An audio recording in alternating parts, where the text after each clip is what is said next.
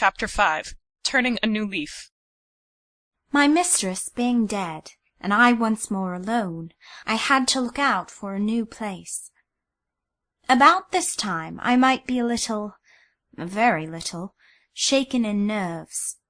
I grant I was not looking well, but on the contrary, thin, haggard, and hollow-eyed, like a sitter-up at night, like an overwrought servant, or a placeless person in debt.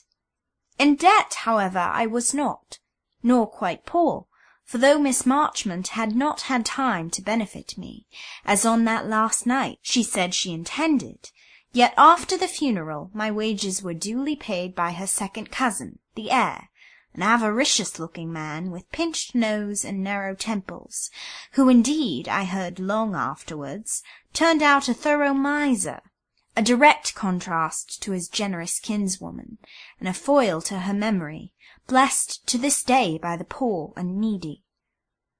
The possessor, then, of £15, of health, though worn, not broken, and of a spirit in similar condition, I might still, in comparison with many people, be regarded as occupying an enviable position. An embarrassing one it was, however, at the same time, as I felt with some acuteness on a certain day, of which the corresponding one in the next week was to see my departure from my present abode, while with another I was not provided.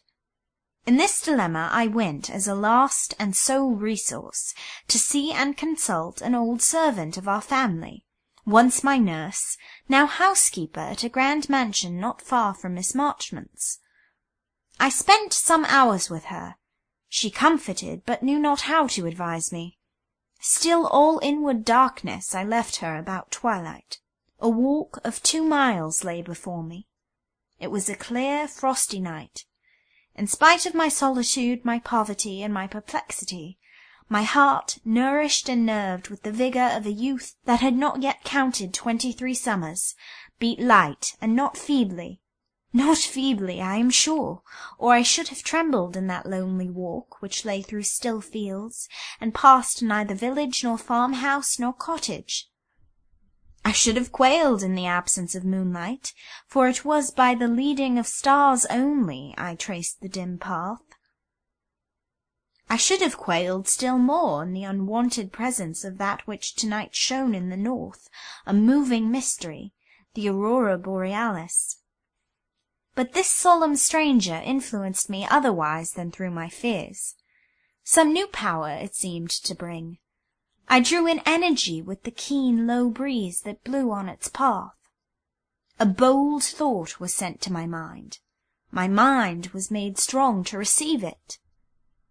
Leave this wilderness, it was said to me, and go out hence. Where? Was the query. I had not very far to look.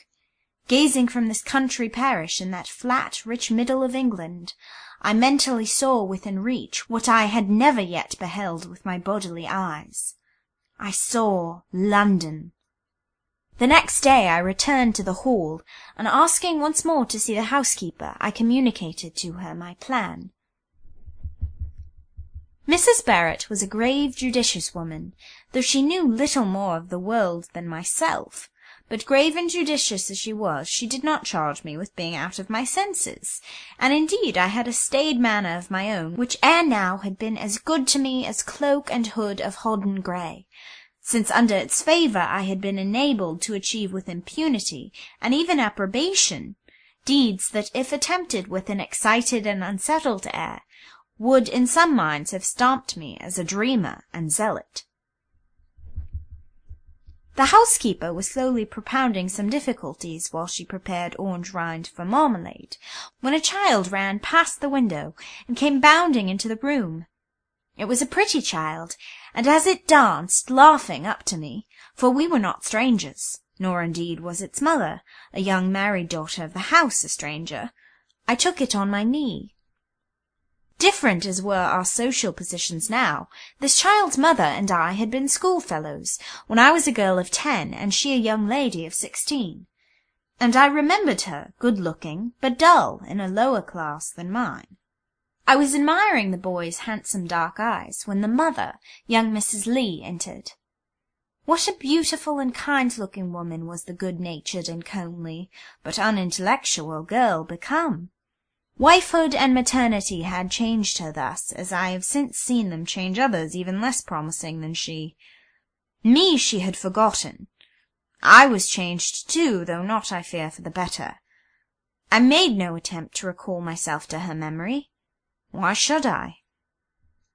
She came for her son to accompany her in a walk, and behind her followed a nurse carrying an infant. I only mention the incident because, in addressing the nurse, Mrs. Lee spoke French, very bad French, by the way, and with an incorrigibly bad accent, again forcibly reminding me of our school days, and I found the woman was a foreigner. The little boy chatted volubly in French, too.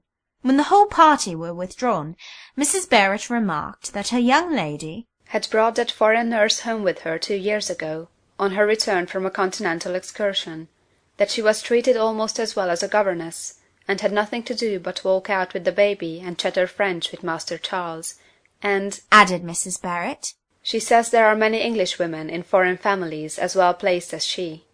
I stored up this piece of casual information, as careful housewives store seemingly worthless shreds and fragments for which their prescient minds anticipate a possible use some day. Before I left my old friend, she gave me the address of a respectable old-fashioned inn in the city, which she said my uncles used to frequent in former days. In going to London, I ran less risk and evinced less enterprise than the reader may think. In fact, the distance was only 50 miles. My means would suffice both to take me there, to keep me a few days, and also to bring me back if I found no inducement to stay. I regarded it as a brief holiday, permitted for once to work weary faculties, rather than as an adventure of life and death. There is nothing like taking all you do at a moderate estimate. It keeps mind and body tranquil, whereas grandiloquent notions are apt to hurry both into fever. 50 miles were then a day's journey, for I speak of a time gone by. My hair, which till a late period withstood the frosts of time, lies now at last white, under a white cap, like snow beneath snow. About 9 o'clock of a wet February night, I reached London. My reader, I know, is one who would not thank me for an elaborate reproduction of poetic first impressions, and it is well, insomuch as I had neither time nor mood to cherish such, arriving as I did late, on a dark, raw, and rainy evening, in a Babylon and a wilderness of which the vastness and the strangeness tried to the utmost any power of clear thought and steady self-possession with which, in the absence of more brilliant faculties, nature might have gifted me. When I left the coach, the strange speech of the cabmen and others waiting round seemed to me odd as a foreign tongue. I'd never before heard the English language chopped up in that way. However, I managed to understand and be understood, so far as to get myself and trunk safely conveyed to the old inn whereof I had the address. How difficult, how oppressive, how puzzling seemed my flight! In London for the first time, at an inn for the first time, tired with travelling, confused with darkness, palsied with cold, unfurnished with either experience or advice to tell me how to act, and yet to act obliged. Into the hands of common sense I confided the matter. Common sense, however, was as chilled and bewildered as all my other faculties, and it was only under the spur of an inexorable necessity that she spasmodically executed her trust. Thus urged, she paid the porter.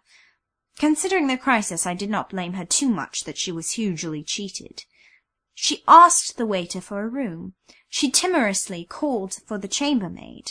What is far more, she bore, without being wholly overcome, a highly supercilious style of demeanour from that young lady when she appeared. I recollect the same chambermaid was a pattern of town prettiness and smartness, so trim her waist, her cap, her dress. I wondered how they had all been manufactured. Her speech had an accent which, in its mincing glibness, seemed to rebuke mine as by authority. Her spruce attire flaunted an easy scorn to my plain country garb. Well, it can't be helped, I thought. And then the scene is new, and the circumstances. I shall gain good.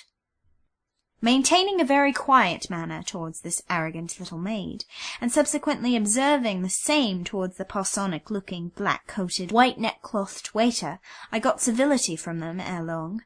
I believe at first they thought I was a servant, but in a little while they changed their minds, and hovered in a doubtful state between patronage and politeness.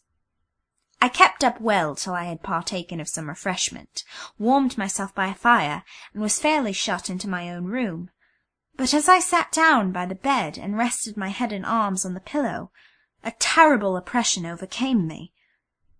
All at once my position rose on me like a ghost. Anomalous, desolate, almost blank of hope it stood. What was I doing here, alone in great London? What should I do on the morrow? What prospects had I in life? What friends had I on earth? Whence did I come? Whither should I go? What should I do? I wet the pillow, my arms, and my hair with rushing tears.